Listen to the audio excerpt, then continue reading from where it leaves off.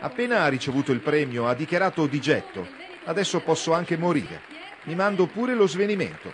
La grande ironia di Pierre Cardin, a cui la regione ha assegnato il Leone del Veneto, riconoscimento che lo stilista sintetizza con la sua vita e la sua opera.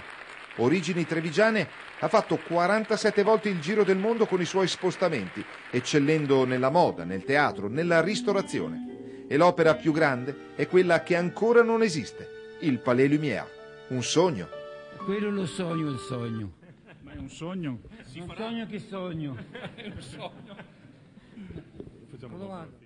Se ce n'era ancora bisogno, la cerimonia alla Fenice, culminata in un concerto dell'orchestra del Teatro Veneziano, ha dimostrato come l'unità di intenti della politica locale sia assoluta. Se fosse per Regione Veneto e Comune di Venezia, non ci sarebbero ostacoli. C'è chi non lo vuole, chi lo vuole, ma credo che tutte le grandi opere hanno sempre creato qualche contrapposizione. Penso che sarà una bella realizzazione anche questa.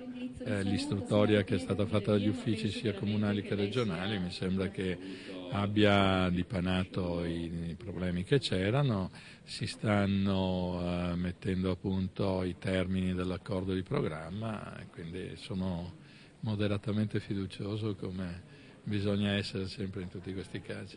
E Messie Pierre, nel parlarne alla platea, vede la sua torre, metropolitana anch'essa, dice, perché vede Padova e Treviso, perché illumina la città intera, perché non ci sono sogni che non si debba provare a realizzare.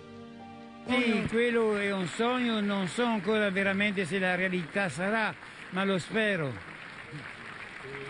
farà Grazie.